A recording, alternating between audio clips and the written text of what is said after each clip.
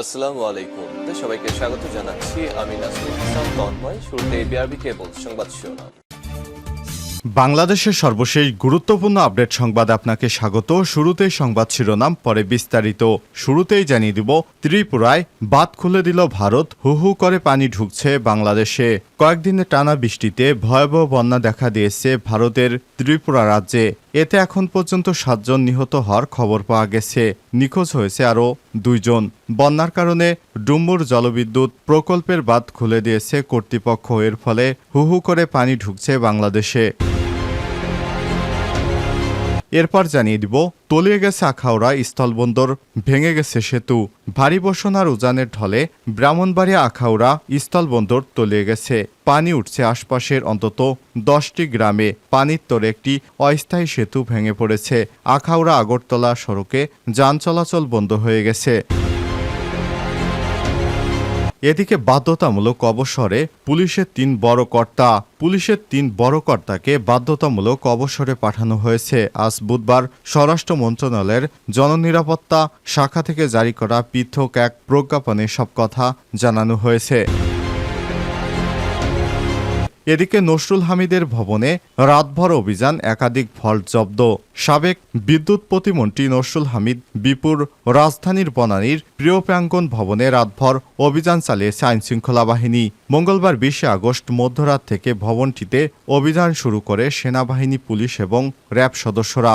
অভিযানের সময় উপস্থিত ছিলেন যুব ক্রীড়া উপদেষ্টা আসিফ মাহমুদ, বৈষম্যবিরোধী ছাত্র আন্দোলনের 2 জন সমন্বয়ক এবং গণ অধিকার পরিষদের সভাপতি নুরুল হক নূর। এদিকে বৈষম্যবিরোধী ছাত্র আন্দোলনে ছাত্রদলের 49 জনের মৃত্যু। বৈষম্যবিরোধী ছাত্র আন্দোলনে গণ অভ্যুত্থানে জাতীয়তাবাদী ছাত্রদলের 49 জন নেতাকর্মী শাহাদাত বরণ করেছে বলে জানিয়েছে সংগঠনটি। আজ এক সংবাদ সম্মেলনে ছাত্রদলের সাধারণ সম্পাদক নাসির উদ্দিন নাসির খবরটি নিশ্চিত করেছেন এবং সর্বশেষ জানিয়ে দিব, পদত্যাগ করলেন পাপন। বিসিবির নতুন সভাপতি ফারুক আহমেদ।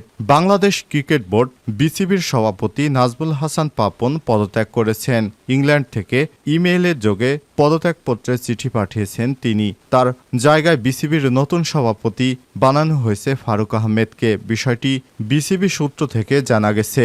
ফারুক আহমেদ জাতীয় দলের সাবেক ক্রিকেটার এবং বিসিবির সাবেক প্রধান নির্বাচক হিসেবে দায়িত্ব পালন করছেন। প্রিয় দর্শক, এতক্ষণ শুনছিলেন সংবাদ শিরোনাম, এবারে বিস্তারিত। তবে তার আগে বন্ধুরা, অনুরোধ থাকবে সংবাদটিতে একটি লাইক দিন। এই চ্যানেলে আপনি নতুন হয়ে থাকলে আমাদের সংবাদটি দেখতে দেখতে চ্যানেলটি সাবস্ক্রাইব করে রাখুন। আর বন্ধুরা, কমেন্ট করে জানিয়ে দিন আপনি বিশ্বের কোন দেশ থেকে আমাদের সংবাদটি দেখছেন। জানিয়ে দিন বন্ধুরা এই সংবাদ সম্পর্কে আপনার মূল্যবান মতামত। এবারে বিস্তারিত। ত্রিপুরায় বাঁধ খুলে দিল ভারত, হু হু করে পানি ঢুকছে বাংলাদেশে।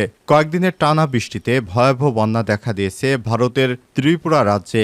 এতে এখন পর্যন্ত 7 জনের নিহতের হবার খবর পাওয়া গেছে। নিখোঁজ রয়েছে আরও 2 জন। বন্যার কারণে ডুম্বুর জলবিদ্যুৎ প্রকল্পের বাঁধ খুলে দিয়েছে কর্তৃপক্ষ। এর ফলে হু হু করে বাংলাদেশে ঢুকছে ভারতের পানি। ভারতীয় সংবাদ মাধ্যমগুলোর খবরে জানানো হয়েছে, ত্রিপুরায় 4টি নদীর পানি বিপদসীমার উপর দিয়ে প্রবাহিত হচ্ছে। এর ফলে 5600 পরিবার নিরাপদ স্থানে আশ্রয় নিতে বাধ্য হয়েছে। রাজস্ব সচিব ব্রিজেশ পাণ্ডে সাংবাদিকদের বলেছেন, ভারী বৃষ্টিপাতের কারণে রাজ্যের দক্ষিণ ত্রিপুরা এবং গোমতী জেলায় ভয়াবহ বন্যা দেখা দিয়েছে।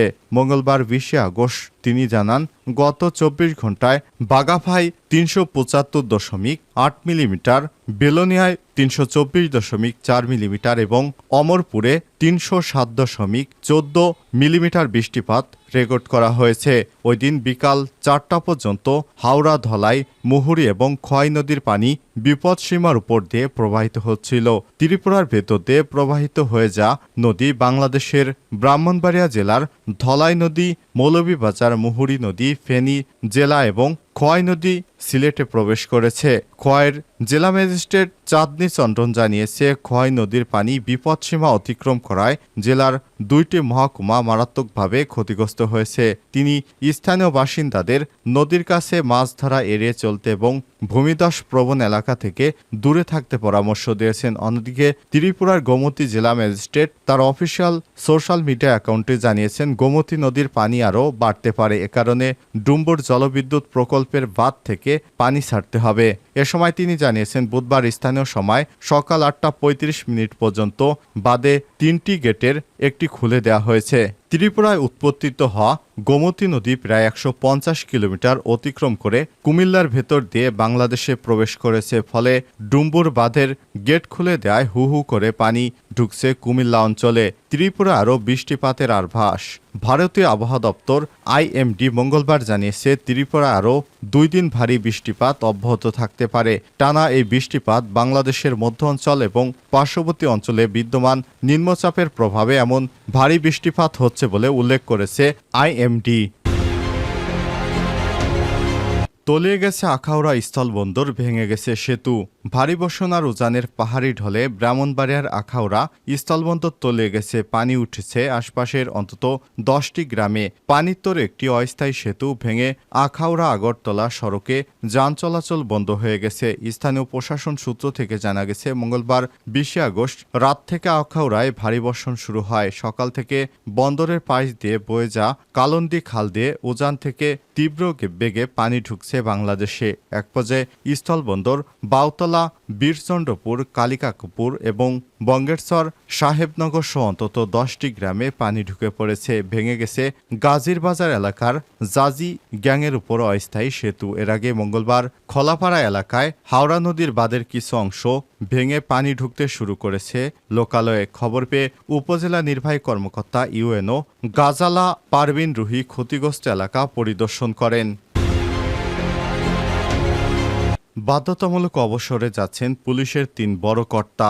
পুলিশের 3 জন বড় কর্মকর্তাকে বাধ্যতামূলক অবসরে পাঠানো হয়েছে।